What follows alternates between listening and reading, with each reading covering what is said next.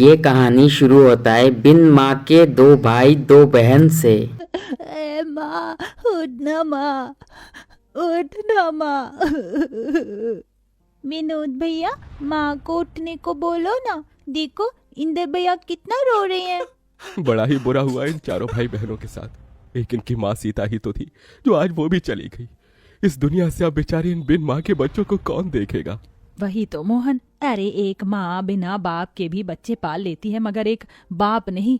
यूं तो ये दोनों भाई हैं, मगर हैं तो ये भी बच्चे। अब 10-12 बरस कोई उम्र थोड़ी है इनकी कमाने की। वहाँ खड़ा हर कोई बिन माँ के बच्चों को देखकर दुख जता रहा है। विनोद, इंदर, सुमन और राधा अपने माँ के बेसुध पड़े लाश को देखे जा रहे थे। सीता के पिता ने उसका हाथ रमेश जैसे गलत इंसान के हाथ में दे दिया। सीता को शादी के बाद पता चला रमेश पियक्कर है। हर इंसान की तरह सीता ने भी इसी उम्मीद से कि रमेश एक न एक दिन सुधर जाएगा, इसलिए इस रिश्ते को निभाया और 2 बेटे और 2 बेटी को जन्म दिया। सारा जीवन दुख उठाकर उन बच्चों के ओर देखकर उनका जिम्मेदारी उठाया, मगर उसका शरीर जरूरत से ज्यादा मेहनत करने के वजह से कई बीमारियों से घिर गई और आज सीता इस दुनिया में नहीं रही। विनोद ने डबडबाई आंखों से अपनी माँ की ओर देख के कहा, इंदर भाई, माँ का अंतिम संस्कार करना है।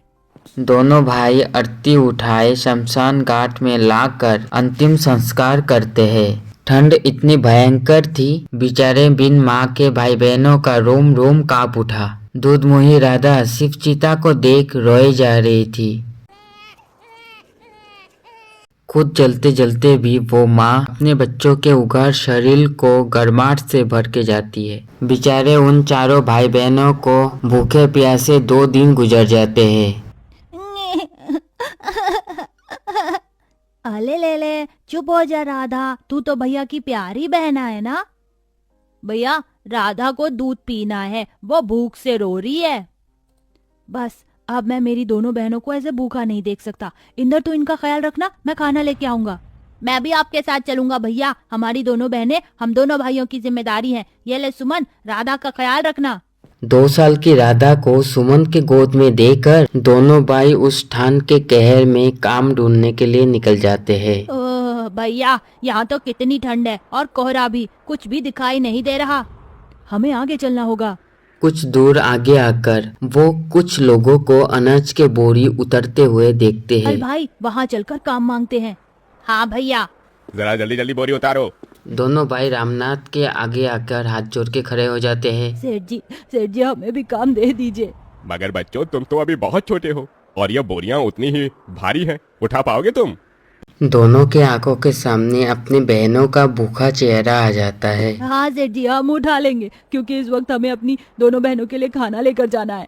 रामनाथ दोनों को काम दे देता है। दोनों ठंड में बोझा ढो के अपनी बहनों के लिए खाना ले जाते हैं। घर पहुंचकर अपनी बहनों को पेट भर खिला के खुद भूखा सो जाते हैं। ऐसे ही करते करते 15 साल बीत जाते हैं। विनोद, इंदर, ये लो तुम्हारी आज की दिहाड़ी।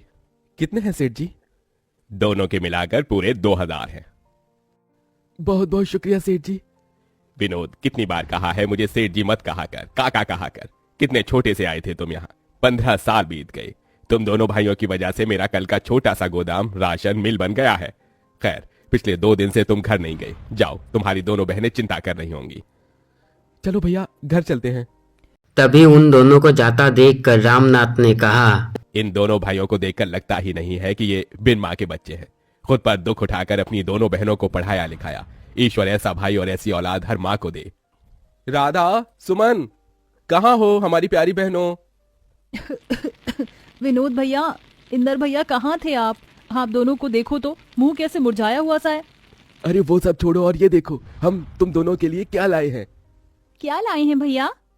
अरे ये तुम दोनों के लिए 2 जोड़ी सूट और ये स्वेटर।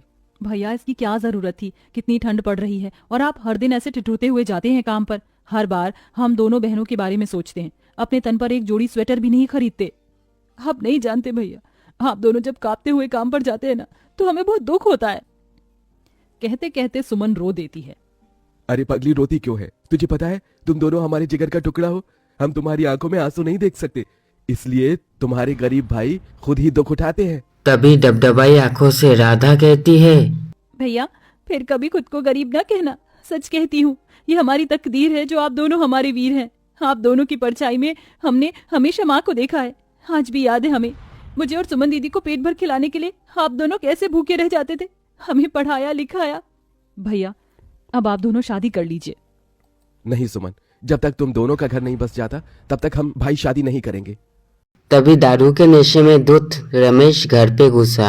ए विनोद, चल मुझे पैसे दे, मुझे दारू पीना है। शर्म नहीं आती आपको? आपकी इसी दारू की आदत की वजह से हमारी माँ दुनिया से चली गई और हम बिन माँ के हो गए। चले जाओ यहाँ से। ऐसे ही दिन बीतते गए और दोनों भाई राधा और सुमन के लिए रिश्ते देखने लगे। ऐसे ही एक दिन एक महंगी गाड़ी बिन माँ की भाई बहनों के घर के पास आई। आइए वसुंधरा जी, मुझ गरीब भाई की कुटिया में आपका स्वागत है। इंदर, जाकर राधा और सुमन को ले आ। वसुंधरा दोनों के सादगी देखकर उन दोनों को पसंद कर लेती है। विनोद, मुझे तुम्हारी बहनें पसंद है, तुम बस शादी की तैयारी करो, मैं जल्दी अपने बेटों की बारात लेकर आऊंगी। माँ जी, मेरी आपसे एक विनती है। आप तो जानती हैं हम दोनों बिन माँ की बेटियां हैं। हमारे भाइयों ने बड़ा दुख उठाकर हमें पाला है। हमारे भाई दहेज नहीं दे पाएंगे। ये सुनकर दोनों भाई के आंखों से आंसू छलक आता है। बेटी, मुझे कोई दहेज नहीं चाहिए, चलती हूँ। ऐसे ही दिन बीतते रहे। इधर शादी का दिन पास आया है तो वही ठंड कई गुना बढ़ जाता है। भैया, आज आपकी तबीयत बिल्कुल ठीक नहीं लग रही है। हाँ भैया, लगता है आपको ठंड लग गई है। आज आप आराम कीजिए। नहीं इंदर, अभी बहनों की विदाई के लिए पैसे जोड़ने हैं, मैं घर पर नहीं बैठ सकता। ये कहकर उतनी ठंड में भी विनोद काम पे चला जाता है। अभी वो पूरे दिन बोरी ढोते, बचे टाइम जूते साफ करके तो कभी मजदूर का काम करते। इतने में शादी का टाइम भी शुरू हो जाते। राधा सुमन को हल्दी लगाने लगती है। भैया, कल इसी वक्त हमारे आंगन में बहनों की बारात आएगी। यह हम दोनों भाइयों का कितना बड़ा भाग्य है ना भैया, जो अपनी बहनों का कन्यादान हम करेंगे। हाँ इंदर। मगर उन दोनों को क्या पता था अभी और एक दुख आने वाला है। शादी के पैसे को रमेश चुरा कर ले जाता है और दारू और जुए में उड़ा देता है, जिसके बाद दोनों चिंता में आ जाते हैं और कहने लगते हैं, भैया पैसे तो है ही नहीं। हे भगवान, कितनी मुश्किल से कर्ज उठाया था शादी के लिए, अब ऐन मौके पर कौन देगा ऐसे पैसे।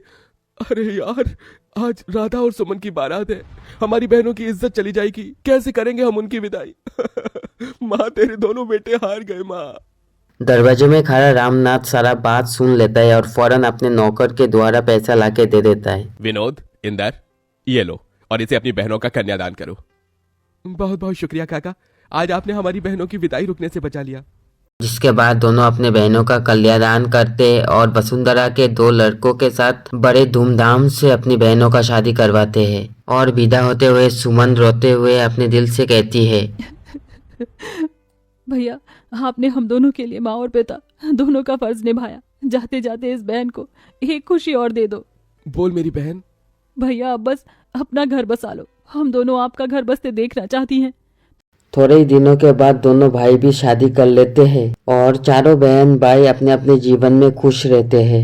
कहते हैं माँ का जगह कोई नहीं ले सकता, मगर इंदर और विनोद जैसे भाई जिस भी गरीब बहन के भाग्य में हो तो माँ और पिता दोनों का रूप मिल जाता है। इसी के साथ आज का वीडियो यहीं पर समाप्त करते हैं। वीडियो अच्छा लगा तो चैनल को सब्सक्राइब करना मत भूलिएगा।